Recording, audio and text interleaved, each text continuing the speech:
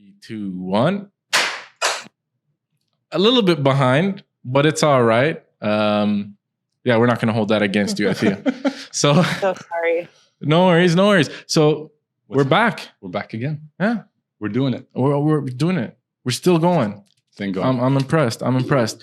Really excited today. Really excited. This is one that we've been really looking forward to. You know, we had a conversation with her a while back. She's been kind enough to, slot us into her extremely busy schedule as she wanders the streets of New York. She took some time off to kind of come and sit with a couple of Arab guys that are based in Dubai. So yeah. So she's a comedian. She's a writer. She's a podcaster. She co-hosts a podcast called the No Fly List podcast. She's also co-creator of Muslim Girls DTF. I'm kind of very careful because my understanding of DTF is a little bit different. I don't think you guys need the full title. I don't know. I flipped the page as soon as I finished the DTF more of part. the title. It stands for Discuss Their Faith. That's what it means. Makes more sense. That's what everyone knows it to mean, right? Is there another meaning I'm unaware of? I don't know, man. Our mind's in the gutter these days. But anyways, you've also had a half-hour special on Comedy Central Arabia. Atheer Yacoub. I'm gonna say it properly, like a proper Arab. Please Yacoub. Yacoub. Emphasize the R, come on. Athir. You want the Into Iraqi. مين من العراق? Sorry, I know I just flipped Arab now. Isn't it a popular Iraqi name for a guy? Who? Me? Oh, Athir. Yes, it is. Athir is a very popular Iraqi name. It's not popular anywhere else in the Middle East or in the Sham. It's not popular at all. I've only met Iraqi Athirs. I've never met any other Athir. True. Oh. Well, now I have. Yeah. What's crazy is Laith honestly thought you were a guy up until we just got on now. Because it's a common... Are you serious? No, it's a common guy's name. No. Okay. Yeah, that's true. So you didn't know who you booked? It plays on both, I guess. We do have that. That's fine. That's good. I'm not... I'm pleasantly surprised.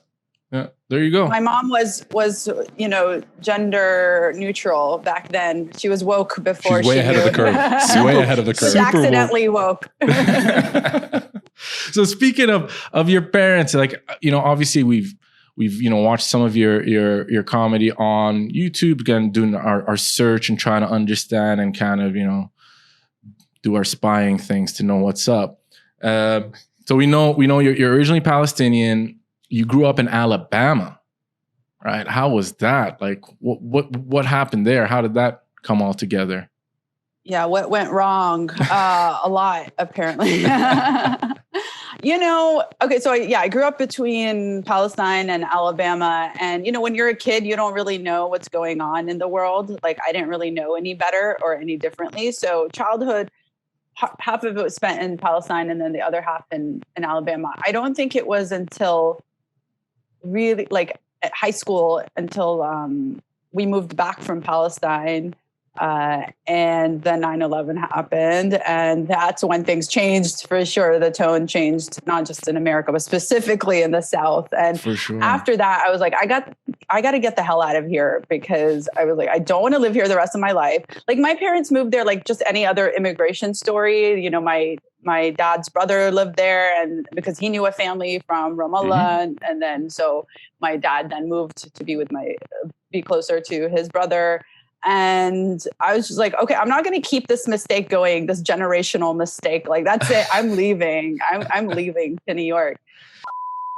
Yeah, so we had a little bit of technical difficulties. We lost Athir for a bit. She was just in the middle of telling us about the immigration story of your family moving to Alabama, and then you wanting to get out and get to New York, and then that's where we lost you. Yeah, I think it was a conspiracy when I started talking about 9/11 and why I needed to leave Alabama. And I was like, Zuh!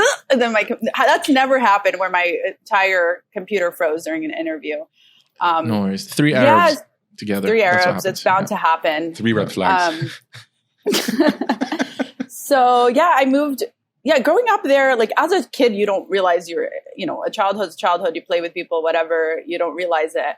And then, obviously as a teenager and then in high school and the tone after like 9/11 was just not very opening or friendly or welcome to Arabs. I mean, like people didn't really look at me and assume I was Muslim or Arab, but they knew I was different. They knew there was something like, you're not from around here. You ain't from around. Yeah, you look different. So after that, I just really gravitated towards New York because it was so multicultural and open and accepting. And so I would go visit during college when I still lived in Alabama. And I was like, okay, I got to find a reason to move here that my parents will accept. So I applied to grad school and I was like, all right, I got to go. It's for my own education. And they, I think, assumed to me like that they assumed that I would move back at some point to Alabama. For like 10 years, they would keep asking me when I was moving back. And I was like, no, do you not understand what happened? This whole ploy, like how hard it was for me to leave. And then, and I was with them for 3 months during the quarantine. Oh, no way. Okay. So you were just with them now. Yeah. So the fact that I made it back out is a miracle. So how long have you been in New York now? Like 12 years. Oh, wow. Okay. And look, I'm going to ask you, I'm assuming a lot of people ask you this, but you don't have an accent. Like I'd assume if you grew up in Alabama, you'd be talking all with an accent. I've actually been hiding it really well. I really just talk like this the whole time, but ain't nobody gonna understand me. So I'm like, did you consciously drop it or you never picked it up in the first place? I think I consciously avoided picking it up. Because, and now it's weird because I hear my nieces and nephews like talk like that. And I'm like, oh no, please, like stop. But I consciously was like, I don't want to talk like that. And also living in Palestine, and then growing up around immigrant parents and, you grow up picking up different dialects and accents. For sure. So this whole, I think, look, everyone thinks they're a comedian until the reality of actually being a comedian or trying to do it, kind of takes place. Because I always I like to think I'm funny. You're funny. I'm all right. I figure I have my moments. I think I'm funnier than I think that's the difference. Being funny and being a comedian are completely absolutely two different things.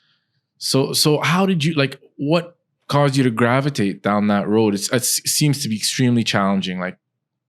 Tell us, how did it come together? I think, growing up as a Palestinian Muslim in Alabama, there's a lot of material there. And then when I moved to New York, people were just like, wait, what? You're from Alabama? And then we're like, all right, what's going on? Tell me. And then it kind of became a joke of I should write a book about it or some form of, art to put out there. And so I was really obsessed with stand-up for a while too, but I was terrified of getting up on stage because when I used to visit New York, I would go to comedy clubs and it was super cool. And I loved watching people talk about their, their life stories and just how they could just, it seems so easy when you're watching it. You're like, oh, that looks so easy. Just talk about your life and not realizing of course, the hours poured into every single word and crafting it to make a funny joke. But it was fascinating to me to watch.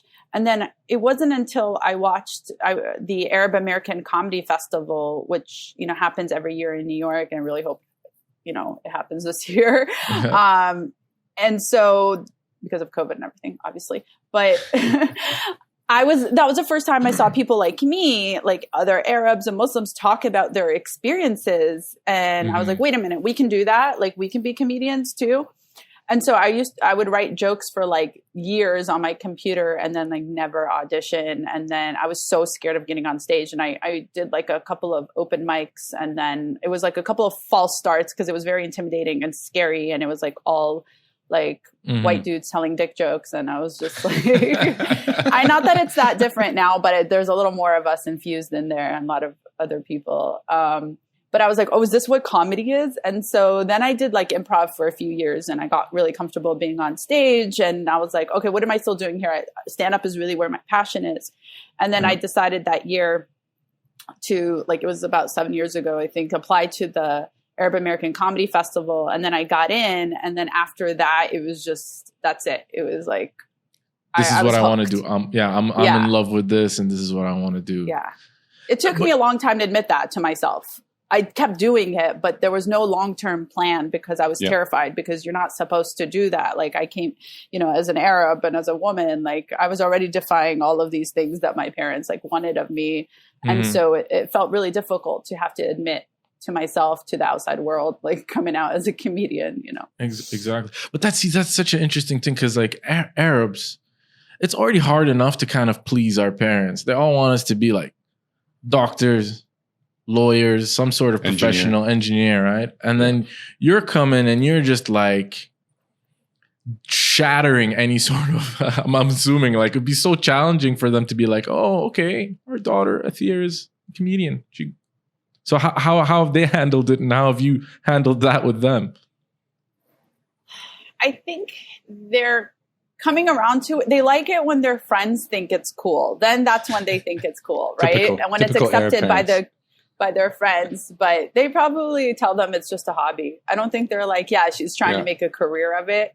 They're like, yeah, she does this. But, my parents still, I don't know. I think they're afraid that I'm just going to be like a homeless, hungry artist or something. And that could happen, but I'm more careful than that. I'm like, I can't afford to do that in New York. You can't afford to like not work and do other stuff to survive. So it's hard. It's challenging, but I've always been pretty strategic about it. I think to them, I just haven't lived the life that they probably envisioned for their like Arab daughter when they moved to Alabama, period. So at this point, maybe I just broke them. They're like, all right, whatever. Now she's a comedian, we'll just of course. Nah. What's next? Yeah. So getting into comedy, is there anyone like you look towards? Like we don't have a lot of Arab. Well, now there's a few, kind of people that we can identify with. But at your time, like when you were growing up, or was there anyone you were looking towards? It doesn't necessarily have to be an Arab or a minority, but like anything specific, like someone you said, okay, you know what, that's what I want to be like. Like as a comedian, you mean? Mm-hmm. Absolutely. Like just a comedian. Honestly, I was really obsessed with like old TV shows when I was a kid. Like I didn't really start watching stand-up until I was maybe 17, 18, 19, really started getting into it more seriously. Like I would listen to whatever was on, or like flip through the channels and watch some, whatever was on, some random stand-up show. But I was really obsessed with old comedies like I Love Lucy and Mary Tyler Moore. And she was so bold, and like, especially Lucille Ball. And she was such a badass, like for her time. And she did a lot of physicality and a lot of things that probably weren't considered ladylike then. And, and like Mary Tyler Moore was like the first woman to wear pants on television, which seems kind of crazy now that you think about it, but they were really like pioneers and ahead of their time. And these were shows like with female leads, and it talked about their stories and their lives, and it was from their perspective. So maybe in some subconscious way, I was like, I want to do that. And I would always be like very physical and silly and growing up. My stand-up is not so much like that, as much like physicality. I think it's just like a different part of me. But I think that all kind of melded together in some way and made me like subconsciously want to pursue some sort of career in performing. Because I feel like I was always performing, but I was also really scared of putting that out there in the world. It's vulnerable, Of course, right? Especially when you're doing anything creative, it's so weird, right? You put yourself out there, and then people just, you're open as they do with the shawarmas, right? They just sit there and they're like slice you up into pieces, and you're just like, you're so vulnerable. Like, how do you manage that? Like, because we're still. And we were talking about this the other time with Hiba Fisher, and we were saying that we're still kind of developing that skin, right? Because we're doing the podcast, and you get people that like it and get people that hate it. And how do you deal with that as well, right? And you have hecklers on top of that. You know what I mean? So that's even worse. You're getting real time feedback. That's true. You get real-time feedback, real-time hecklers. And honestly, it makes you have thick skin. You just have to stop caring what other people think. And that's easier said than done. I think what happens is you get enough rejections and you realize like it doesn't matter. You do enough shows, you don't care anymore. One goes well, one doesn't, fine. I have another one, and like, half an hour or the next day. I mean, not now during COVID times, although we are starting to do outdoor shows, which is kind of like, it's going to be like coming back to stand up again for the first time. That's what it's going to like. That's what, I don't know. That's the energy right now. Everyone's got a feeling, oh God. So I have a show like next week and I'm like, oh man, I haven't been on a proper stage in like months, but we've been doing Zoom shows. I don't know. It's going to be an interesting that's really cool. I'm sure you get a buzz, man, when you have people there. Like there's that feeling, that excitement. I'm assuming that's kind of what fuels you, right? Like I would imagine. Yeah, it's definitely adrenaline rush. And you learn to deal with hecklers just like anything. I mean, maybe the first time you're going to be kind of like freaked out. You do it enough and then you just kind of get used to it. And yeah, it's interesting because I am very like sensitive person. So if you told me that I would be standing in front of a room full of strangers judging me and then not laughing sometimes and then me not like taking it to heart, I would have believed you. But I think stand up has definitely helped me have a stronger, sense of self and care. I mean, it breaks you down too, but it builds you up. Of course. Especially with the amount of effort and work that you have to put into something like your skit or your show or whatever piece that you're putting out there. It's repetition and refining, when the pauses come up, when to throw the punchlines. Like it's not something that you just think of something funny and you put it out there. So it takes practice and repetition. Yeah. Absolutely. It does. It takes a lot of practice, a lot of repetition, like just telling the same joke and then maybe tweaking a word or two and then doing it again. And then sometimes, you'll just have an idea and then you'll riff on it on stage. If you're comfortable or you're at that level, you can just like kind of talk about an idea. And then sometimes something funny happens, but usually not. Usually you have to sit there and like really write and do, it takes a long time to develop that skill too. I mean, some of the best stuff that's come out has been through crowd work or through like a heckler. Like I actually enjoy those moments now because you have to like learn to let go and not stick to the script and just be in the moment. So improvise. And that's where, I think my improv training really helped too, is just being able to think on your feet. And then if you get a heckler, you got to use that. Whatever happens in the room, you have to acknowledge it and you have to use it. And then I think people end up laughing like even more at these moments sometimes than your own jokes because we're all experiencing it together in real time and we're all seeing it unfold and we're all in on the joke right now as it's happening. And that's something I learned from improv, is why people are so like, oh my God, this is happening. We're all a part of it. Yeah. Versus I'm watching someone tell me like perform something at me. Now I'm pulled in and we're all like witnessing this. So can you give us an example of like a heckler story? Like, I don't know. I'm sure.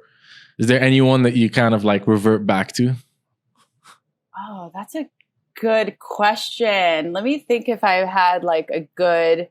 Okay, so it's usually when there's like an Israeli in the crowd and I'm doing like a Palestine joke because I can't help it.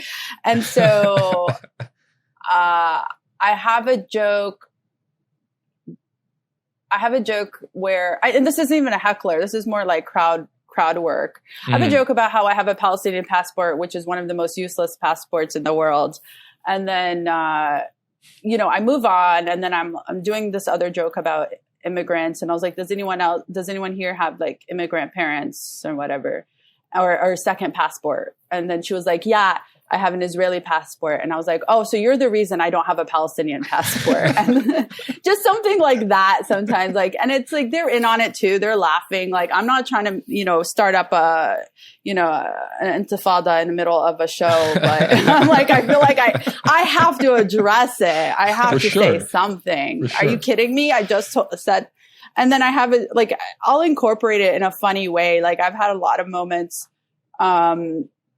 I don't know. I have a joke about how my mom, like it's an old joke at this point. It's kind of how like my mom thinks that what I'm doing on stage is like stripping, blah, blah, blah.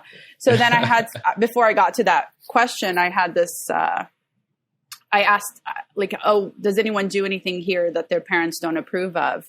And this woman was like, yeah, I'm a stripper. And I was like, oh shit. Oh, no. I was like, that kind of backfired.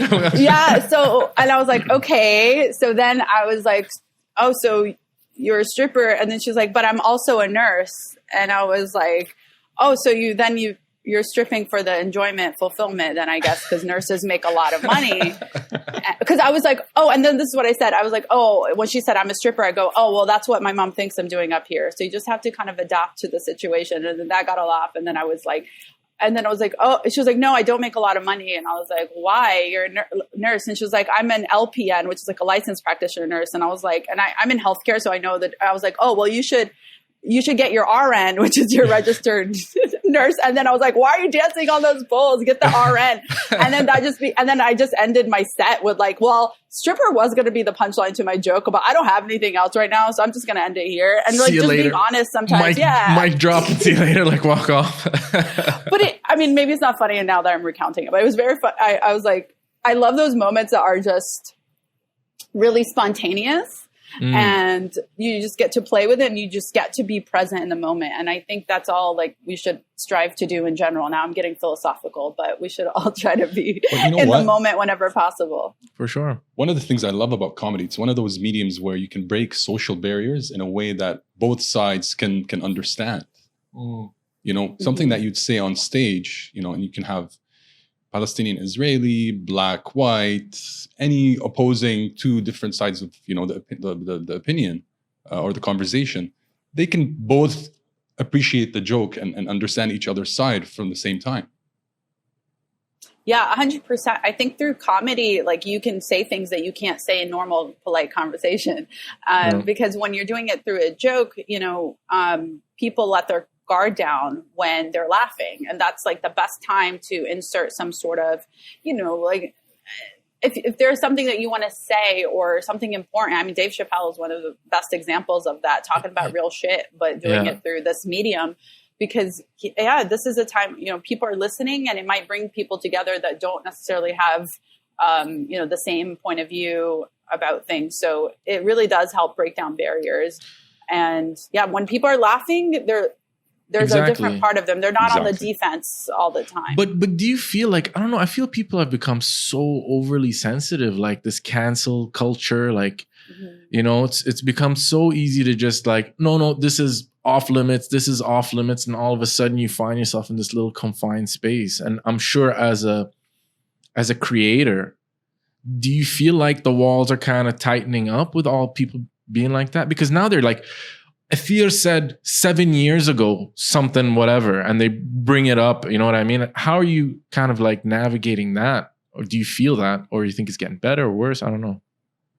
Yeah, I mean, I hate the cancel culture. I hate call out culture, especially since it's done so publicly. Like there have been a few incidences in the last, you know, few weeks where I'll see on Twitter, like someone I know who gets like, you know, lashed out against, or they'll lash out at someone and then people come back to them. Well, you said this in like 1923. So when there was on Twitter. So crazy.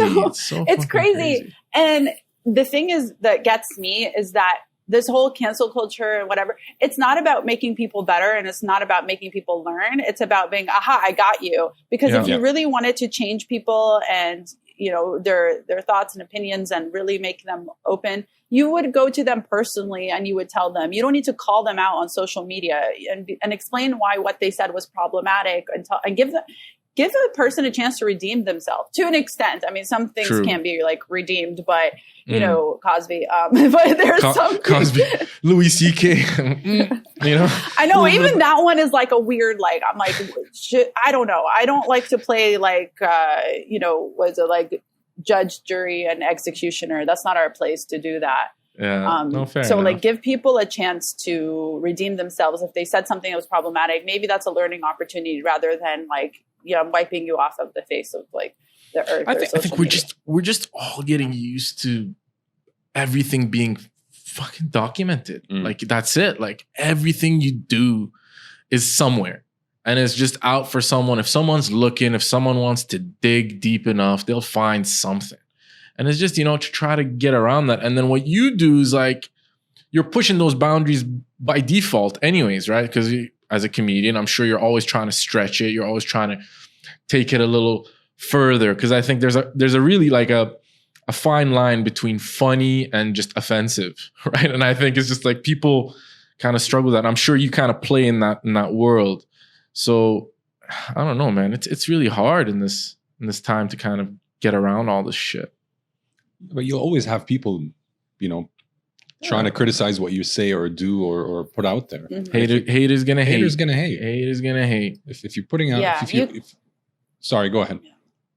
No, you're right. And you can't live for other people. You can't live your life, which is contrary to the Arab culture. You're supposed to live for other people and what they think about you. And that's supposed to be your whole identity, because your reputation and all that bullshit. It's so weird. Honestly, it's really, really weird. I was having a conversation yesterday about this, and I was just saying, like, I was talking to someone who's saying his family, so a portion of his family moved to the US, and then the other portion is still in Jordan. And he was saying what's interesting is the people that went to the US are still holding on to old thoughts and like ways. And he's like, now they're not even like, so they're like, once the girls turn 18 in the family, they send them back to Jordan to get married. And he's like, my cousins that are in Jordan that are 18, the girls, are going out and dating and having normal kind of interactions. Meanwhile, the ones that went to the US are kind of like still holding on to this weird. It's just, it's really, I don't know, man. I don't know. It is. Yeah, definitely. It's true in Alabama, like the Arabs there, it's like they've never like left or evolved or progressed. Like I'm like, you guys, people in Palestine are way more chill. Like it's not a big deal. People are not as strict and conservative, and people like live their life for more. So that would always surprise people. You'd think in the US, you'd become more acclimated and accustomed to like more Western cultures. But instead you're like, no, I got to hold on more to my culture and my ideals because I don't want to lose that. True. Because this is all I have. I'm not in my country. And I understand that, and from one perspective, but at the same time, you can hold on to the good ideals and like also evolve and like, evolve with the times and think critically if this still makes sense, if these values from like 100 years ago still make sense right now. True. Very, very true. And like, so now with your podcast, like what's the dynamic? You're inviting other comedians, creators. Tell us a little bit about that and how it came out to be. Yeah, so it's mostly other comedians, artists, musicians, but anyone that we think that's interesting, that's usually a person of color, brown like us, a lot of Muslims, a lot of Arabs, a lot of friends, a lot of just people that we think are cool.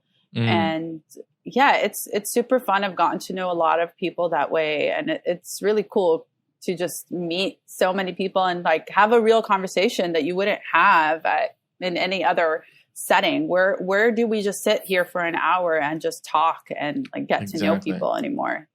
It's really weird. But I tell you something, I'm still getting used to the whole Zoom thing. Like I would much rather have someone have you here physically, because there is still an element through that screen that you can't connect with people. It still feels a little formal. Yeah, it's really weird. So far. I know. It's very weird. Well, if you want to fly me to Dubai, I'm there. I'll risk COVID. We just started the podcast a month ago, so we're not paying for nobody. You don't have like a first class ticket to come on first class. I'm like, for once in my life. Yeah, I agree. There's this missing element of physicality and I really like feeling the energy of people in the room and just having that closeness, which we can't do now, which is crazy because I'm also like a hugger, and like growing up in the South, that's very much part of the culture. Not so much the Arab culture, but I'm also glad I don't have to kiss like 100 people when I walk into a room now. I'm like, I hope COVID ends that. COVID. Yeah. I hope COVID puts an end to that. So you're like, I don't think it has, to be honest. I don't think it people has are still doing it. I know it won't, but even in the height of COVID. Well, Athir hates any sort of like affection-y kind of things. You're not. I like affection, but the you have to kiss 3 times and hug. And why did you reject me in the hug the other day? Because I see you every day. Why do I need to hug you and kiss you? Man, maybe this is what I mean. I don't know. I'm like you, Athir. I'm all about the hugs. Like I just random people. I just I'd love. Namir would wear one of those T-shirts, free hugs. Yeah. Oh my God. I know. There are people in the park here in like Union Square and that used to do that and just give out hugs. I'm like, you can't do that anymore now. Yeah, you can give out a mask or like Purell wipes. In New York now, are you guys semi back to normal? Are things going back to not normal? What's this current situation? Yeah, that's honestly, I don't know anymore because I was in so everyone here is acting like it's fine now. Like my cousins and everyone's like, Athir, it's fine. This is nothing. Because I wasn't here during the height of it, during the worst of it. I was just reading the news and I was like, oh man, shit is going down. It's really bad. And so it was really bad at some point. And then when I came here last week, it seems like things were opening up and people are like, oh, people are kind of celebrating because they're like, oh, this is nothing. Whereas I expected this to still be like pretty bad. It's not like totally back to normal. I don't even know what normal will look like, but like now we're in phase 2, I guess, or restaurants have opened outside, but I'm still scared. I'm like, this is kind of. It's a trip, isn't it? It's this weird thing that's like some people are just cool with it. And then other people just shatters them, right? And it's just random. I don't know. I think it's like, it's such a challenging thing. Like, cause you obviously we're a little bit younger. I like to think I'm young, right? I'm probably not as young as you, Athir. Like I'm not 21, 22. How old are you now? Yeah, 18. 18, I like it. As long as you're legal. As long as you're legal, we're good with that. Yeah, I'm legal. You guys in Dubai, there's no legality. There's no legal age. Like 12? You can get no comment. In the Middle East. No comment. There was a comedian the other day that was talking about legal and not legal. And then they were saying that 18 is barely legal. And his argument was, well, 17 is barely illegal. So that, yeah. Oh, God. That person is a creep. And yeah, exactly. Semantics, I think. Big time creep. I think it was the Chris D'Elia thing. Oh, yeah. Oh, man. That was... Who knows? So what's the deal with that? That's a good experience. That's a good, not experience. That's a good example of cancel culture, but in a good way. Yeah, he needed to be called out publicly. Like well, he that. He hasn't been criminally charged yet. That's true. Yeah. So it's just I don't their know word anymore. against his. Yeah. Well, look, that's the thing is that it's weird. Like because I don't think the person's lying, but I think like we should also give the justice. What am I talking about? The justice system here is shit. If you haven't seen what's been going on for the last. It's wild. What the hell? Somebody like him is dabbling with somebody at that age. Creep. Period. There's no ifs and buts about it. You know. It's undebatable. It doesn't matter if he's been charged or not. At this point, like Definitely. he loses any social grace. Yeah, that's the least you can do. True. Very true. But then it kind of scares me because, you know, again, it's just all it takes is not a true story, just someone just wanting to mess with your life, and they just mess with your life. That's so rare, you know, that happens. It's Amir, not. Do you have any common. skeletons in your closet that you would like to share with us? Yeah, that's what I was about to ask. I was like, do you want to tell us something now? You want to get ahead of the story? Yeah, exactly. Come out clean? I'm like, I've already prepared the clip, right? Where it's like, remember when I said that? Remember? Here's the context. Yeah, exactly. But no, it's happened in history. There's been examples of it. Like I was thinking, coming to the whole Black Lives Matter, but one of the most famous. Now I wish I had the internet in front of me. But one of the most famous lynchings was of a guy that supposedly he was a kid, a 14-year-old or a 15-year-old that supposedly whistled to this white lady in a store. I can't remember his name. Man, hopefully we'll put it up on the thing. So he got lynched, and then what? On her deathbed, 60 years later, she comes out and says, "Oh, I lied. He never whistled at me." And what did he get? He got lynched to death. They lynched him. Oh shit! To the point where, and his mom ended up keeping an open casket just to kind of show the world how bad it was, and it's just horrifying. Horrifying. So yeah, so you never know. These kind of things can happen. So yeah, don't. Yeah. So I don't know. Yeah, but it's changing now where people are actually starting to, and that it's really ironic because that's like the opposite example. I was gonna say believe women, except for that bitch. But generally now, like people are like women are just coming out, and women have been coming out for years about stories. That was more of a racist thing. It wasn't just trying to ruin someone's life, but it's a different context what's happening today, because especially in the entertainment industry where men feel entitled with this power that they have, that they think they'll get away with it, and they have for so long, and until everyone, you know, came out and was like, oh no, like, and people only believed us like when the Me Too movement happened, multiple dozens of people came out and were like, this is what happened. Yeah. Harvey Weinstein got the creep. Super creepy. Super awards. Yeah, he did like a Louis C.K.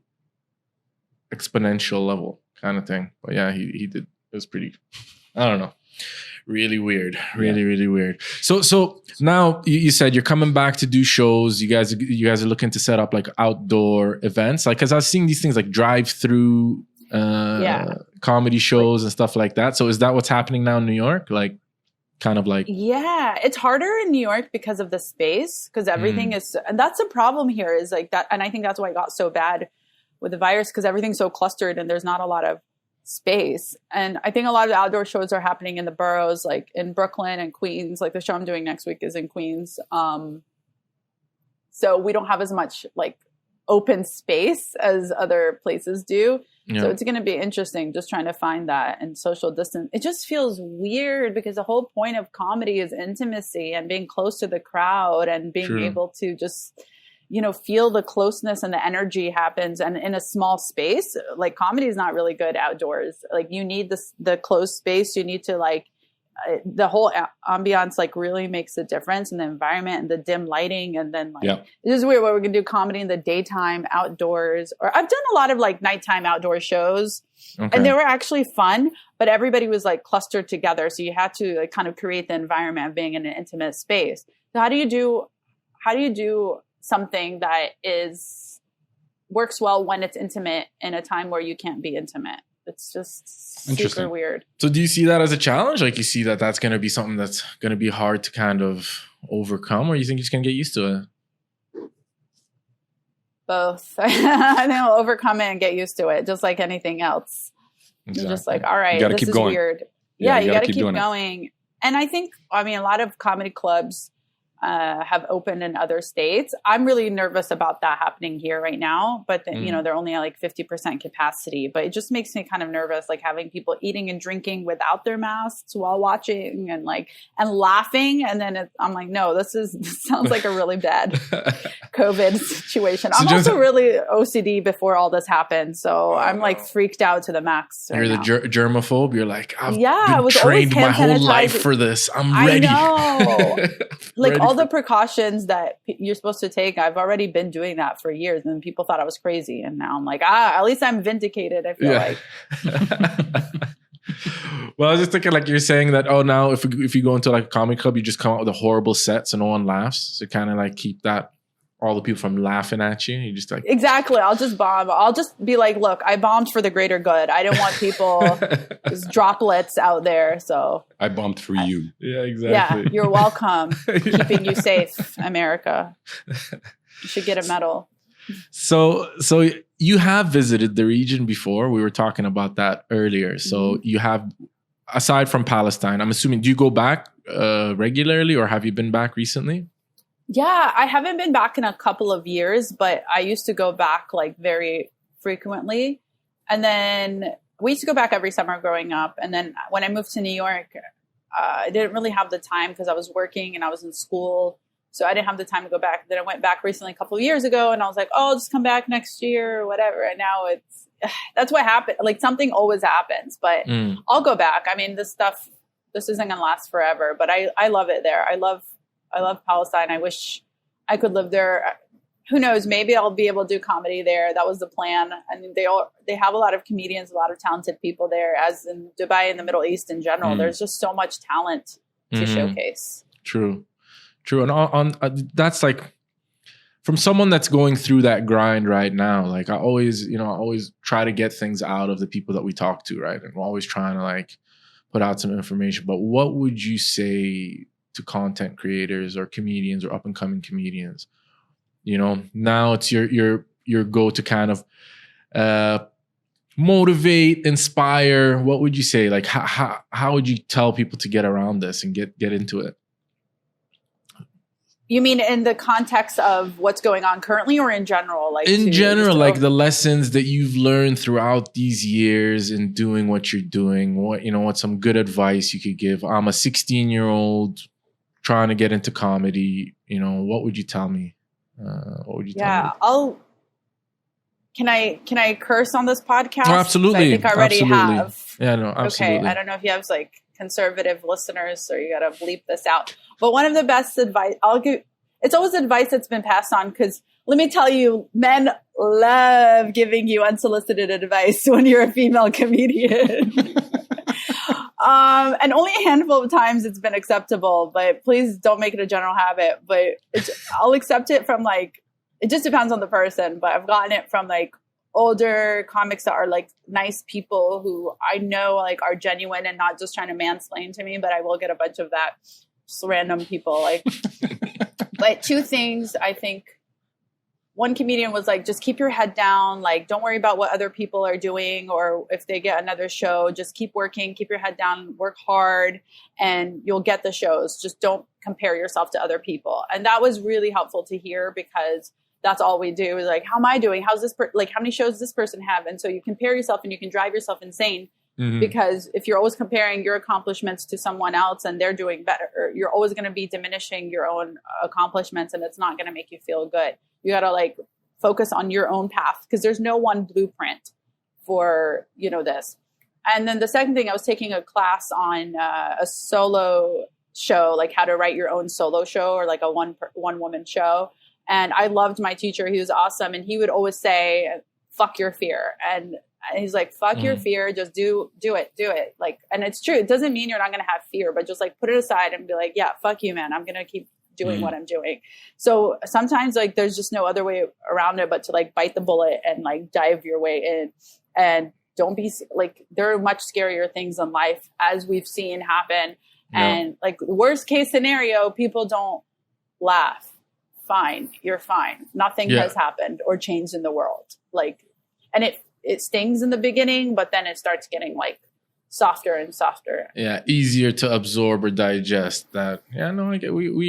I see that as well. Right. Again, talking about ourselves. Yeah. Tell me, wait, I don't know anything about you guys. Can I ask? Like, what do you guys do? Are you doing comedy? Sorry. I was as I was listening to your advice, I was kind of modeling it to what I was doing yesterday when I went hiking. So I went on this trip to go hiking 2 hours away from Dubai. It's crazy. I decided to go off route to this mountainous area, and I'm scaling this mountain, free climbing, without any gear, without anything. It's the first time I'm there. And I get to a point where I'm like, fuck fear. Why am I scared? Let me just keep going. Yeah. And if you know me, you know I'm scared shitless of heights. Your definition, his definition of scared of heights, and my definition of when I'm scared of heights. Yeah, but you're extreme. Completely different. You're an extreme, right? Him scaling a mountain and saying, "Oh, I have a slight fear now that I may fall to my death." Me, I would never even get to the point where death is part of that equation, right? Which is crazy. You're crazy. But anyways, go on with your. Yeah. So I was just thinking about that, and I reached a point where I'm like, okay, I'm out of breath. Let me just look behind, and I looked, and it was like literally an 80-degree downfall to death. And there's another 10, 15 meters to a place where I don't know where it ends to. Oh my God. And I thought to myself, I'm like, you know what?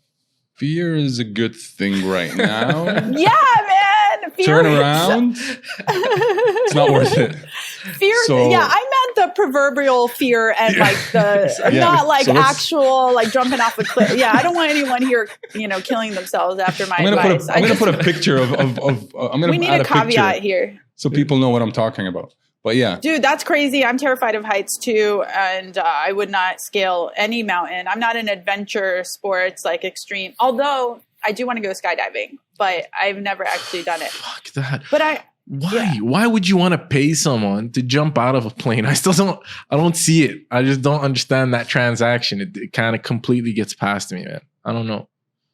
Yeah, I don't know. I think so with comedy or with performing, it's the safest adrenaline rush you'll ever have. And it's one of the best adrenaline. And I love that because I'm not a risk taker. But for some reason, I do want to. Well, I say I'm not a risk taker. Clearly, I've taken risks, but they've been against what I think is my nature. It's, I don't know. You follow something that you love and then you forget about all the other stuff. Yeah. Horses. But fear How about horses in the mirror? Sometimes. I have a weird, by the way, just so you know, and let's just put it out there. I've been trying to avoid this for the last 23 episodes now. And I'm going to have a whole bunch of people chasing me down with horses. I have a tremendous fear of horses. Unjustified. I've never fallen off a horse. I've never gotten on a horse. I have no intention of ever doing. Have you gotten near a horse? I've gone near them as close as I can see them. Want to be around them. I don't trust them. They're bastards. What's the right? fear? Like, I'm scared of walking behind them, getting kicked and dying. That's legit. But I've rode a horse before. I've been on a horse. I've fallen off a horse. Look, Never got on. So fuck that saying. No, but I kind of equate it like, you know Christopher Reeves, the original Superman. He got fucked up by a horse, right? That's how he became paraplegic, I think he got flung off though, or something, right? Yeah. Like, so no, you know what? Like if horses are gonna mess with Superman, I don't got no business to be around the horses. How super was he? This is it. Obviously not super enough. Poor God rest his soul. Great actor, but yeah. The horse was like, "Oh, you think you're Superman? Let me show you something here." Horse hoof in the face. So you're just scared. You're not even. Cause how could you get flung off if you won't even ride one? I'm worried they trample you. I don't trust them. They just look like they're up to something. There's something about their look. And plus, look, as a person that has very little hair and they have long, luscious hair, we're already not getting off on the right foot. It's we're already it's a bad starting point. What about camels? Camels are cool. All right. But I wouldn't ride a camel. Fuck that as well. But do you look at them the same way as horses? No. I'm more. What about donkeys? Will you ride a donkey? I've been on a donkey. No, I don't trust donkeys. When I was like 5. I don't trust donkeys either. They're just like a stupid horse. I'm like, they're a stupid, shorter, smaller horse. No, fuck that. That's even worse. They're not as dangerous, I think. Yeah, because they're stupid, but it's dangerous enough for me not to be around them. So yeah. No, I don't know. Like, we're just doing this. Like, so just to answer your question, we're not comedians. We're not planning. I'm not planning to be a comedian. Definitely not. I don't have the skin for it. I can't do what you're doing. I get totally freaked out in front of a crowd, like in front of a live crowd. Although I'm really good. I'm really good at speeches, so I'm quite good at that. I've done quite a lot of that in my life. But yeah, I mean, podcasting is a skill to be able to speak and put that out there. That's still vulnerable and. Absolutely. But, at the end, I still have that opportunity to kind of see it first. We don't edit anything, right? So we do end up putting whatever is there. But I think just that ability to kind of, you feel like you're kind of in control of it. You know what I mean? So that kind of, but yeah, I don't know. We're just doing the podcast and just kind of see, I've been talking about it for years and then kind of COVID pushed us into it. So great. We'll see how it goes.